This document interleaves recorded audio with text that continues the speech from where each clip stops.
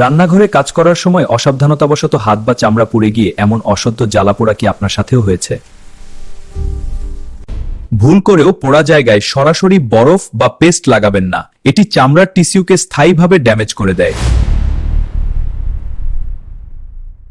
বরফ বাদ দিয়ে ঘরের সাধারণ কলপারের ঠান্ডা জলে হাতটি 10 মিনিট ধুয়ে নিন, আর তারপর ব্যবহার করুন প্রকৃতির আসল অ্যান্টিবায়োটিক খাঁটি মধু।